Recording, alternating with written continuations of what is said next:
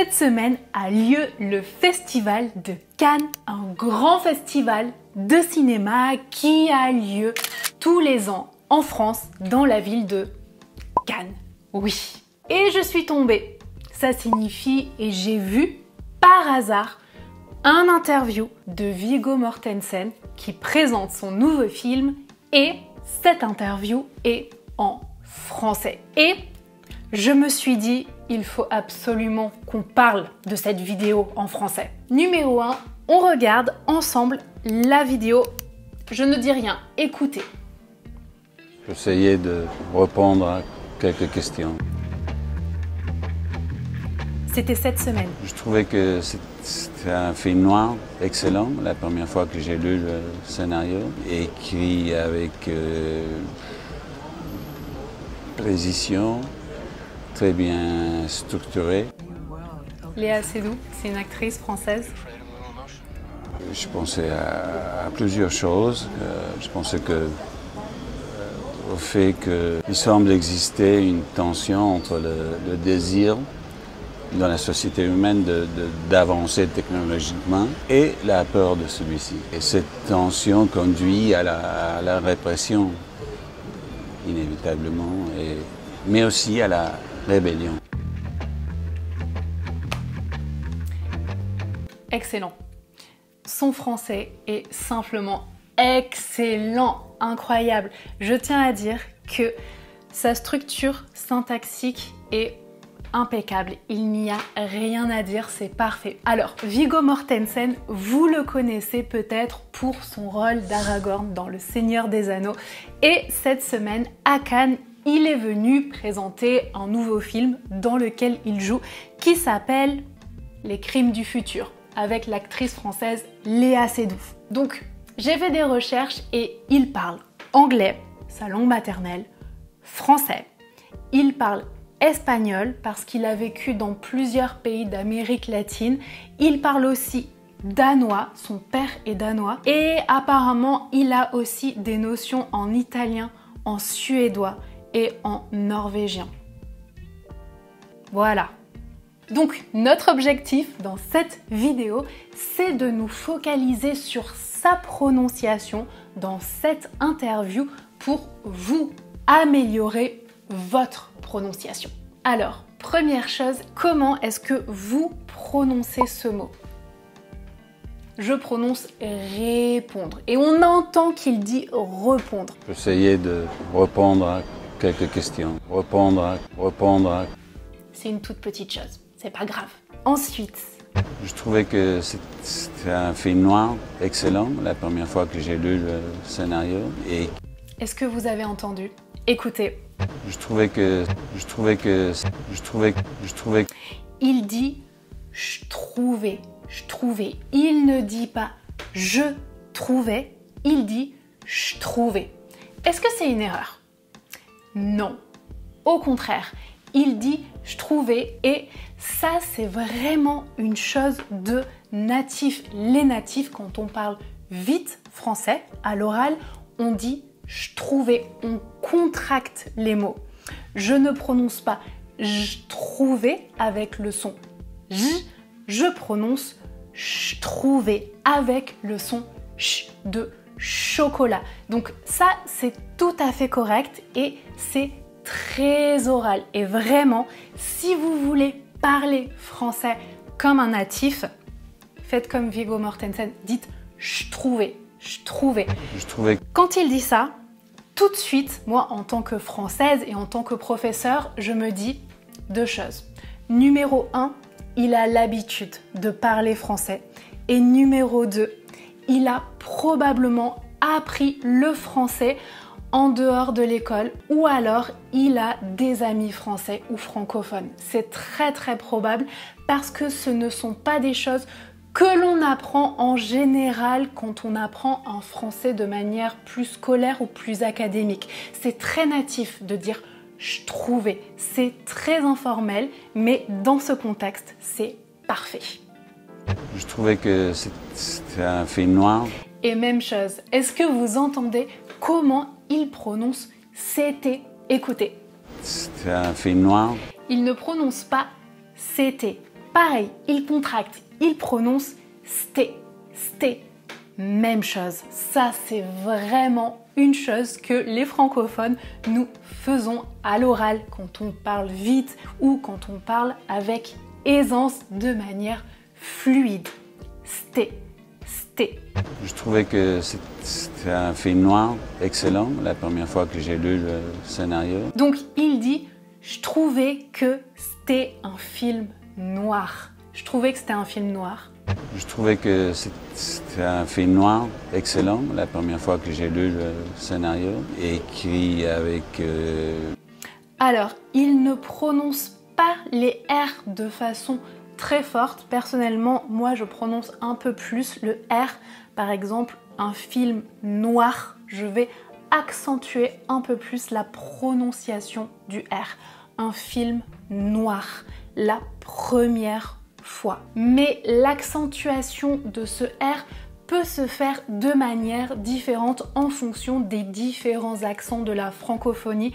Évidemment, il n'y a pas une hiérarchie dans les accents. On ne juge pas les accents. Il n'y a pas un accent meilleur que les autres. L'objectif est de repérer ces accents, mais évidemment pas de les juger parce qu'il n'y a rien à juger, bien sûr.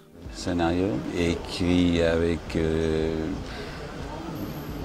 précision. Est-ce que vous avez entendu? Écoutez. Écrit avec précision, précision, précision. Est-ce que vous entendez la petite erreur de prononciation sur ce mot? Comment est-ce que vous prononcez ce mot? En français, je prononce précision, précision, avec le son S, puis le son Z, Z, précision.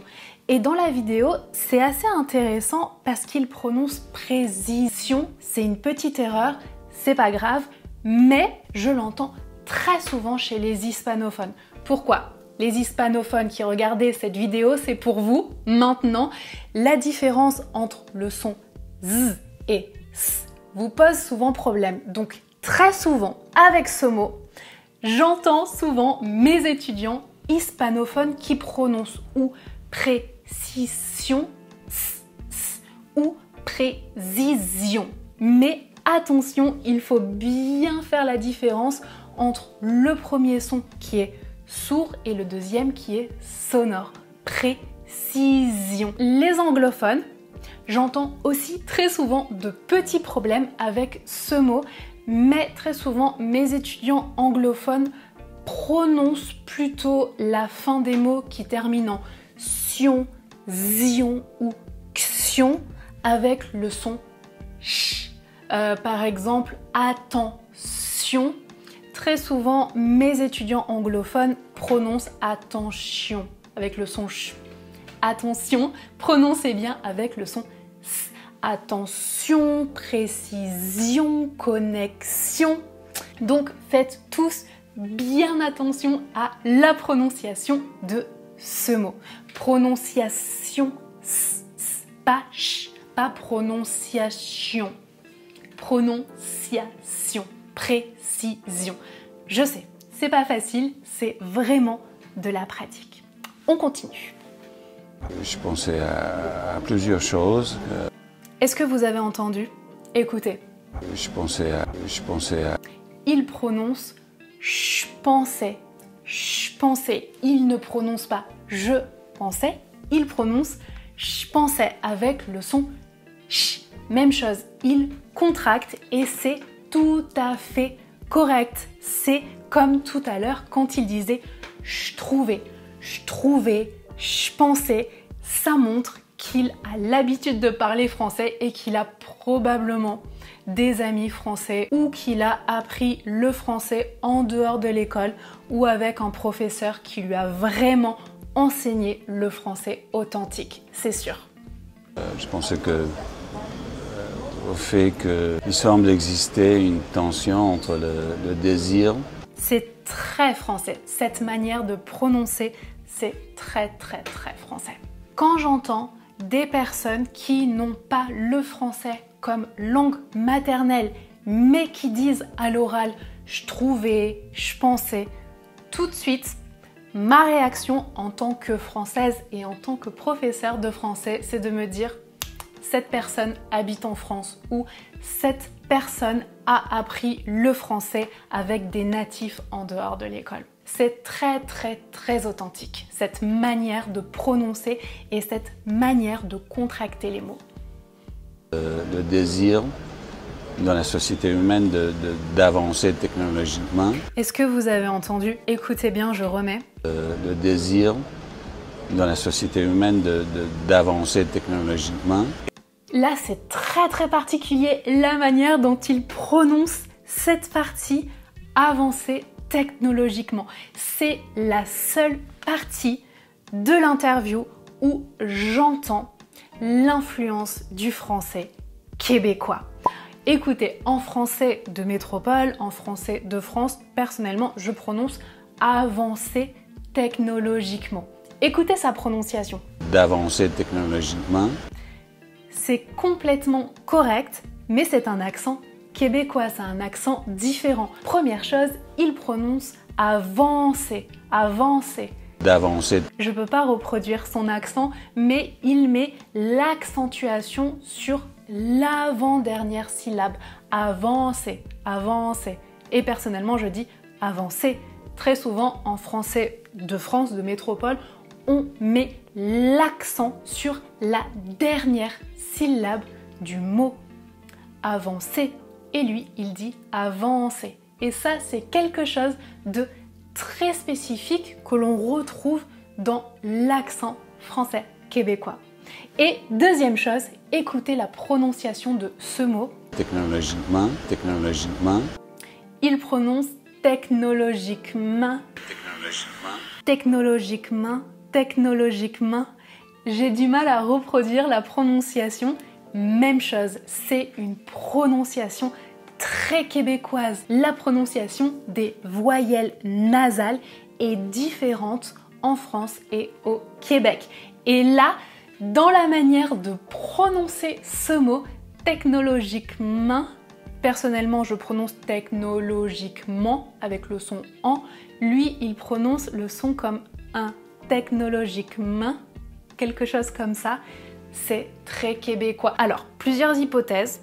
Soit il écoute la radio ou des podcasts en français québécois, ou il regarde des films en français québécois, ou il a des amis québécois, ou il a eu un professeur québécois, mais il y a un lien avec le français du Québec. C'est absolument sûr. Et la peur de celui-ci. Et cette tension conduit à la répression, inévitablement.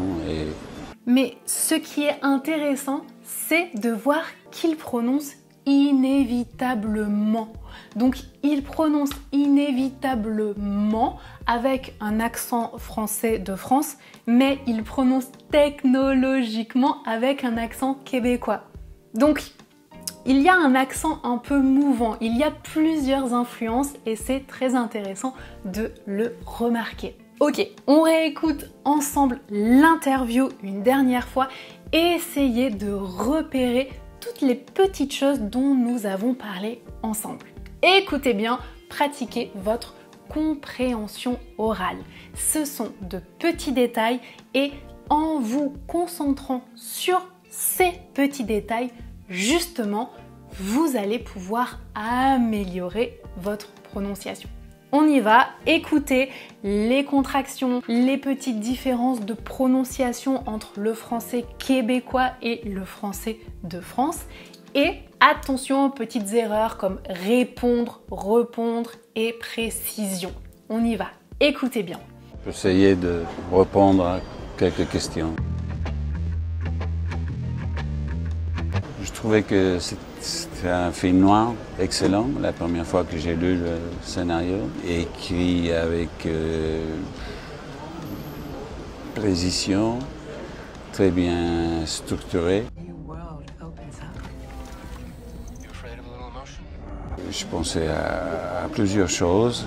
Je pensais au fait qu'il semble exister une tension entre le désir dans la société humaine d'avancer technologiquement et la peur de celui-ci. Et cette tension conduit à la répression, inévitablement, mais aussi à la rébellion.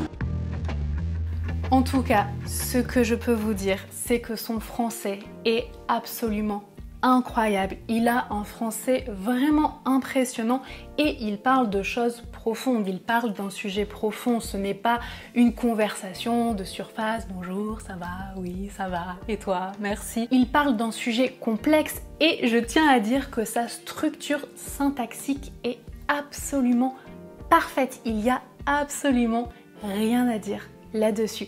Donc parfois mes étudiants me disent « Oh mais c'est impossible de parler français parfaitement ». Regardez Viggo Mortensen, son français est exceptionnel. Et oui, il y a de toutes petites choses, bien sûr, mais ce n'est pas grave, ça ne gêne absolument pas la compréhension. Donc si vous voulez un modèle pour parler français, vous pouvez imiter Viggo Mortensen. Il a plusieurs interviews en français sur internet, vous pouvez aller les regarder. Au moment où je tourne cette vidéo, je tiens à dire que la vidéo de l'interview a 2 ou 3 jours. Je vous mets toutes les références dans la barre d'infos si vous voulez la retrouver. J'espère que vous avez aimé ce nouveau format de vidéo. Si c'est le cas, dites-le moi dans les commentaires et abonnez-vous pour ne pas manquer les prochaines vidéos. À bientôt!